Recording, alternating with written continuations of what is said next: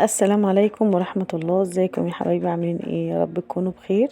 يا ريت اللي بيشوف الفيديو ده يدعمني بلايك واشتراك في القناة وفعل زر الجرس عشان اي فيديو انزله يوصلك اشعار له.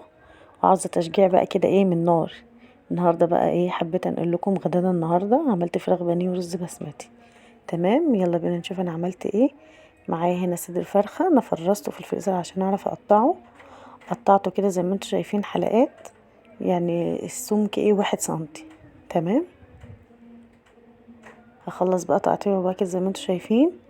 واول ما اخلص تقطيعه هجيب عندي طبق غويط احط فيه الفراخ وميه وخل وعصير 2 ليمونه وملح ومعلقه صغيره سكر. هسيبه في المنقوع ده بقى إيه نص ساعه تقريبا، مش عايزه اكتر عشان الخل ما يهريش الفراخ عندي. تمام، معايا هنا معلقه كاتشب كبيره ده للتتبيله، معلقتين صويا صوص. تمام، فلفل اسمر، كمون. هنا معايا بهارات مشكله اللي هي توم باودر، بصل باودر، بابريكا، بهارات فراخ. تمام، هقلبهم كده كويس مع بعض وكده التتبيله معايا جاهزه.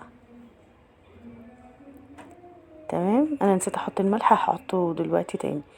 هطلع بقى الفراخ من منقوع الميه اللي هي فيها دي وابدا احطها في التتبيله واغلفها كويس قوي قوي قوي في التتبيله دي. تمام، زي ما انتم شايفين كده اهم حاجه ان انا اتبل الفراخ كويس وتقعد في التتبيله اقل حاجه ساعتين، يعني لو ليله كامله بقى في التلاجة تبقى حاجه كده لوز العنب زي ما بيقولوا. تمام، هنا تبلتها كويس زي ما انتم شايفين كده، هغطيها بقى واحطها في التلاجة ساعتين. تمام، هنا بقى معايا بقسماط كريسبي، يعني بس هو خشن قوي فانا حبيت ان انا اطحنه شويه بحيث ان هو ما يبقاش قاسي كده وانت بتاكليه. تمام، انا هنا حطيته في الكبة علشان انعمه شويه. تمام، هطحنه كده زي ما انتوا شايفين، بس انا ايه للاسف سرحت شويه وطحنته جامد. كنت عايزاه يبقى اخشن من كده شويه، بس تمام مش هيقول لا. تمام، زي ما انتوا شايفين كده بقى هحطه في طبق.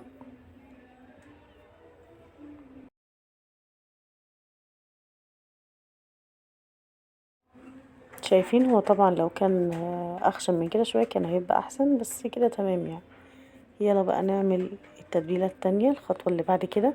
معايا هنا كوبايه دقيق وعليها معلقتين نشا، ملح وفلفل اسمر وكمون والبهارات مشكله اللي انا حطيتها في الاول. تمام، ونص معلقه بيكنج باودر صغيره جدا. اوكي، تمام كده. كده جاهز معايا، اقلبهم كويس اوي مع بعض واجيب معايا كوبايه ميه. هفضل بقى ازود كده حاجات بسيطه لحد ما يبقى القوام عندي زي البانكيك كده، قوام لا خفيف ولا هو تقيل. تمام، اقلب بقى كويس عشان ما يبقاش فيه اي تكتلات. احتاجت ميه ازود، الميه كترت مني او مزوده دقيق، ظبطي القوام يعني. اوكي، هنا خلاص بعد ما قعدت معايا ساعتين او 3 ساعات في التلاجة طلعتها. هطلع بقى ايه الفراخ من التتبيله، احطها في الخليط اللي هو الدقيق، اغلفها كويس بخليط الدقيق واطلعها من خليط الدقيق احطها في البقسماط. تمام، زي ما انت شايفه كده احطها اغلفها كويس قوي بالبقسماط واضغط عليها كويس بحيث ان الكفر يمسك في الفراخ نفسها.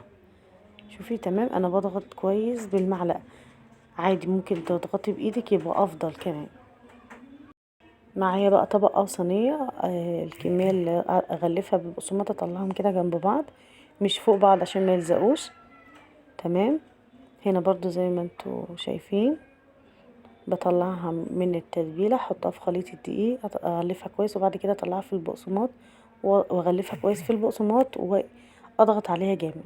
كده انا خلصت الكميه كلها بنفس الطريقه زي ما انتم شايفين. هحطها بقى في الفريزر من ربع ساعه لنص ساعه عشان تمسك معايا، والكفر الخارجي يمسك في الفراخ ما يسيبش فين، ما يسيبهاش. تمام، هنا بقى عشان اعمل رز البسمتي معايا شويه زيت عليهم حته سمنه، حطيت ليمونه مجففه وحطيت قرفة، ده زعتر. حطيت شويه كده، وبعدين حطيت معلقه كركم، ودي بهارات فراخ. تمام. اول بقى ما يتحمصوا كده وريحتهم تطلع، هنزل بقى هنا برز بسمتي. معايا كوبايتين رز بسمتي منقوع، ربع ساعه في ميه مغليه. تمام. هقلبه كده كويس جدا في الزيت كده بالبهارات، واحط الملح، وبعد كده انزل ب3 كوبايات ونص ميه مغليه. تمام. واقلب كويس كويس وكده. تمام. واغطي بقى واسيبه على نار لحد ما يتشرب. كده بدأ يتشرب معايا، هوطي بقى النار. تمام. وكده خلاص بعد ما اتشرب معايا، شايفه ما شاء الله اللهم بارك، مفلفل وطعمه تحفه جدا. هو سهل قوي قوي قوي يعني، مفيهوش اي اختراعات خالص. مفلفل وجميل جدا اللهم بارك. تمام. تمام كده خلاص بقى، عدت الربع ساعه كده على الفراخ. طلعتها، ومعايا هنا زيت غزير سخن. هبدأ انزل بقى بالفراخ في الزيت. تمام. على نار متوسطة عشان ما تتحرقش مني والفراخ تستوي من جوه. تمام. هي مش هتغيب 10 دقايق على كل وجه تقريبا يعني، او اقل كمان من 10 دقايق. اول ما ابدأ كده احس ان لونها احمر من تحت، اقلبها. وبس، سهل جدا جدا والله، وطعمه تحفة. احسن من الجاهز. ما تجيبيش الجاهز ده، الله اعلم الفراخ اللي جوه ديت فراخ ولا هي بتبقاش فراخ اصلا يعني. تمام. هنا كده بعد ما اتحمر من الوشين، هطلعه بقى على مناديل او على مصفى. تمام. صفيه كويس. هو اللهم بارك يعني مش شارب زيت خالص، ما شاء الله البقسماط مش بيشرب زيت. تمام. كده خلصت الكمية الاولى، بحط الكمية التانية. ما شاء الله اللهم بارك، تحفة. بس سخن شوية. شايفة ما شاء الله مستوي من جوه، جميل جميل، والطبقة ماسكة فيه مش سايبة ولا اي حاجة. بس يا حلوين، ده كان فيديو النهارده. دعموني بقى بكومنت حلو قوي كده زيكم. ده كان فيديو النهارده، يا رب يكون عجبكم. لو عجبكم دوسوا لايك وشير كتير كتير. اهم حاجه سبسكرايب للقناه وفعلوا زر الجرس. والسلام عليكم.